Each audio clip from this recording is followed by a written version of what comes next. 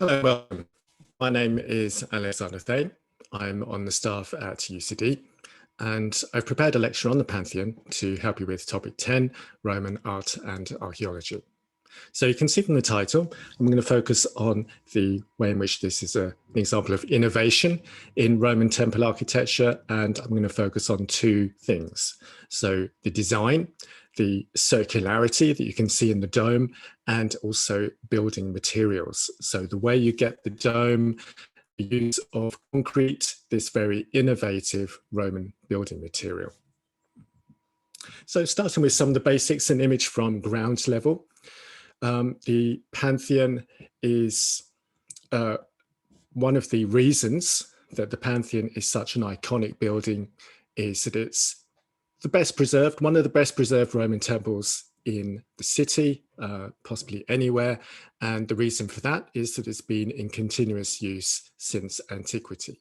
So it started life as a Roman temple dedicated to all the gods, Pantheon, built by Hadrian. As you can see there, I've noted the date as well, AD 125, and converted into the Church of Santa Maria and the Martyrs, also known as the Round Church of Santa Maria. So the image that you can see in front of you has a real photographic quality, but it's a 19th century painting. It's one illustration of this iconic quality that the building has had over the centuries. Another reason for it, apart from the survival of this building, is also the interior. So this is an 18th century view of Panini. What it shows you is the richness, the color, the use of marble on the floors and also on the walls. It's a structure that is built of concrete and brick, but the concrete and brick is faced with the marble. And what's so remarkable about the Pantheon is that what you're looking at is all original. So usually when you go into very well preserved Roman buildings, you need to imagine all of that back. Here, what you see is what was there from the start. And looking up, this is where the building really comes into its own. The coffered ceiling, the dome, the oculus, 9 meters across. You can see there's two individuals staring down at you. This is something that's still in use. There's access to the roof, there's stairs going up, and once a year, and it's coming up very soon, on Pentecost, thousands of rose petals are scattered through the roof to symbolize the coming of the Holy Spirit. But if we think about the architecture, this again is one of the reasons why this is such an iconic building. It's the largest concrete dome that was built anywhere in the world before the 20th century, and it remains the largest dome of unreinforced concrete anywhere in the world. One other aspect that really captured the imagination of antiquarians, of architects over the years, was the geometry of the building. So we have a circular foundation. If we map that circle onto the interior of the building of the floor plan, we have a diameter of 144 Roman feet. Take that same circle, put it vertically with one end resting on the center of the floor. It fits snugly, perfectly into the dome right underneath the oculus. So it's the same diameter for the height and also for the width of the building. So coming back to thinking about how we would interpret, describe the structure, from the front, what you can see is the inscription, the dedication. What it reads is Marcus Agrippa, son of Lucius, consul for the 3rd time, built this structure. So usually the inscription tells us who dedicated the building. We do know that Agrippa, Augustus's right-hand man, did dedicate a predecessor of this building in 27 BC. that was destroyed by fire. There was another building, another temple built by Domitian, again destroyed by fire. And then Hadrian's building, which is the one we have, has survived all the way to the present. So we know that this is Hadrian's building because of brick stamps, which can be dated very accurately to this period 118 to 125 AD. And the reason that Hadrian puts Agrippa's name on the temple and not his own is as a homage to Augustus, Rome's first emperor, and also as a sign of his own modesty. Something else about this image that's very instructive. It's something that you don't see. So what you don't see on this image is the dome, the drum, the large circular section at the back. All you can see is the porch, and it looks very much like a standard Roman temple, 8 columns across the front, pediment across the top. That's what we see from this particular view. And this is how we're supposed to view it if we think about the context in antiquity. So currently there is a piazza in front of the temple. If you look at the top right, you can see some of that piazza marked within the yellow dots. But in antiquity, it was much longer. The ground level would have been lower, and this would have increased the impression that all you had in front of you was the pedimental structure. So it's directing your view, it's concealing the drum, and concealing certain, it creates a certain visual focus for you. And it's in order to give a surprise when you actually enter into the building, that what you expect is not what you see. But just staying with the porch, the front of the Pantheon porch is very much a traditional piece of Roman temple architecture. The emphasis is on frontality, on axiality. A comparison, this is a structure that you're expected to be familiar with, the Maison Carrée, from the Augustan period, from southern France, from Nîmes. And you can see that if we just look at the porch of the Pantheon, it's very similar. It's like the front end of a standard Roman temple. On the right-hand side, there's an image where a temple is taken apart, and you can see what's actually inside the columns. So in a standard Roman temple, you enter through the columns, through the doors, and you end up in a rectangular building, a rectangular space with the cult statue at the far end. With the Pantheon, that's where we go through and we find ourselves in this large circular dome space instead. To the porch for a moment, there's a curiosity in the design that illustrates a way in which the design was changed over time, or that's the hypothesis. And the basis for this theory is if you look at where that blue arrow is. So we have the porch, and there's a transitional section between the porch and the drum, and you can see the back wall of that section, and marked on there is a shadow, an impression of a pediment. There's a height differential between that pediment marked on the back wall and the actual pediment that exists, and it's 3 meters. And the theory is that originally what was planned were much taller columns, so 3 meters taller, and then the pediment would have actually been raised up to that level. So the 2 images you see on the right hand side giving you an illustration of that. So what we have is the one on the top right, where there's a slight discrepancy, and if we imagine that without a discrepancy we'd end up with columns that were 3 meters taller. And if we think about that, the columns are interesting.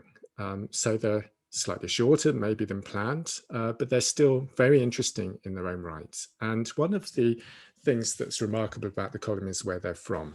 So they're from Mons Claudianus. It's in the middle of the Egyptian desert, and to import columns all the way from the Egyptian desert to Rome is a statement of Roman power, of the emperor's control over resources and control over territory. In order to make this statement even more impressive, the columns were imported as one single block. So unlike normal temple architecture where you construct the columns from drums, from segments, the Pantheon's columns are monoliths. So they're single blocks of stone crafted into columns and then transported all the way to Rome. So it's possible that there was an accident in the quarry, that the original columns were broken, and that's why shorter columns were imported. But it's an impressive feat by any measure. And one illustration that's useful to bear in mind when you think about the scale of transporting these columns all the way to Rome, overland across the desert, then up the Nile, and then across the Mediterranean.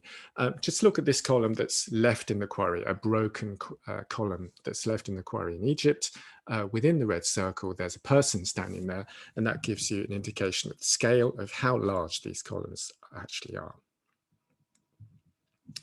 So inside the temple, we also have imported marbles, imported marble on the revetments around the walls and also on the floors.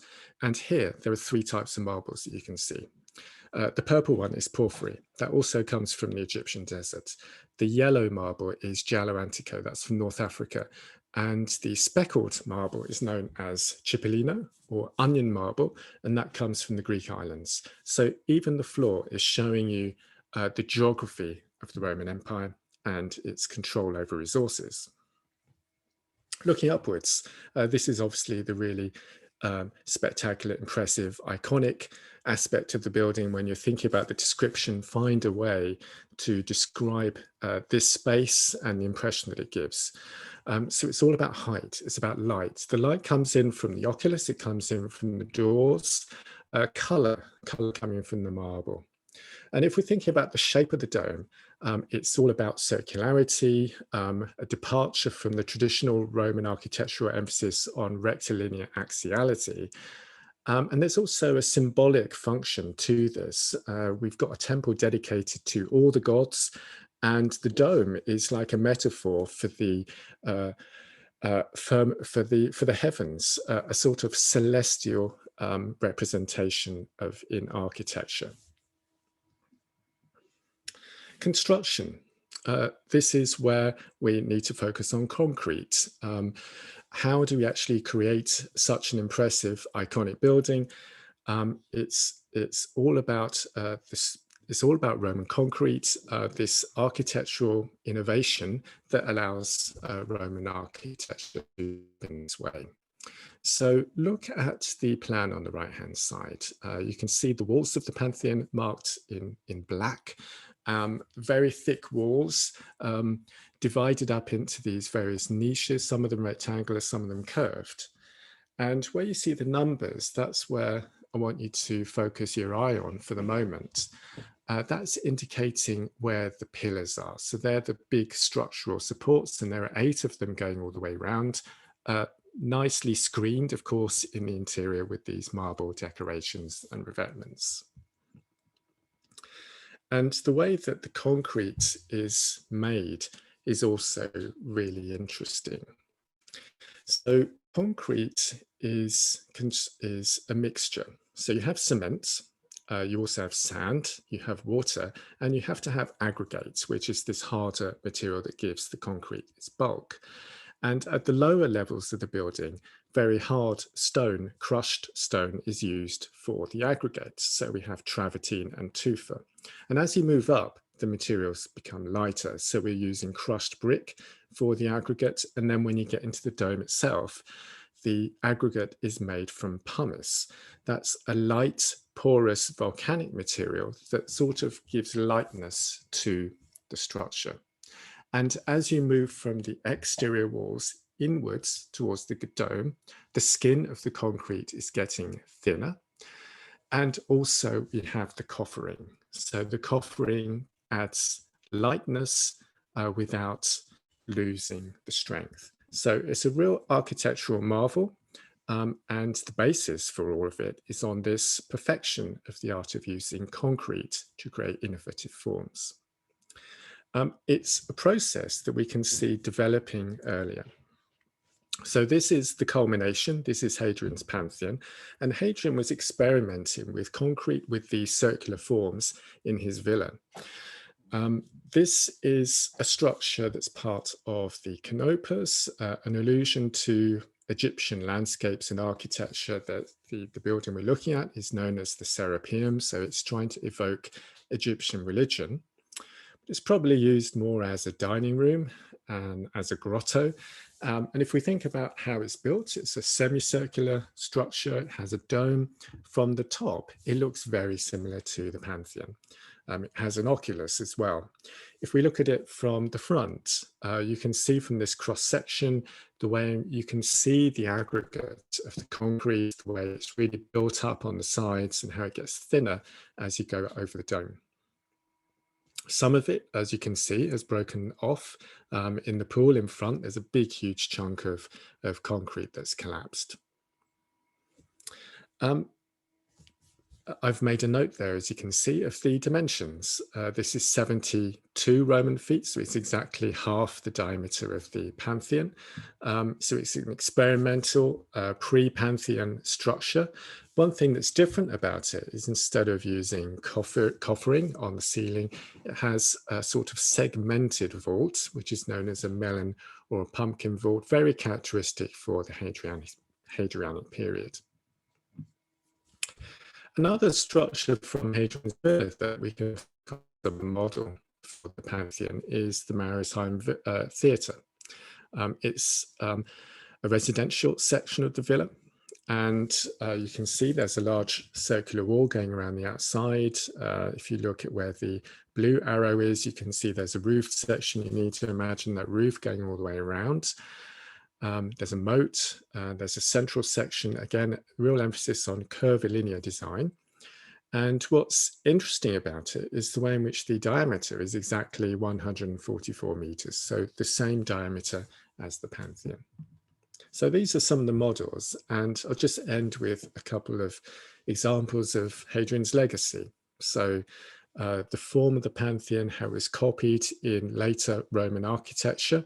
This is the caldarium, one of the key features of the bars of Caracalla. And just from the cross section, you can see, again, the use of dome constructed in a very similar way to the Pantheon, coffered ceiling, that sort of thickness on the walls, and then everything getting lighter, thinner as you go in over the dome.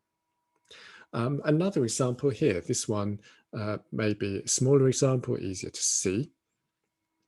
It's from a private villa context, a villa that belonged to 3 3rd century AD Roman emperors.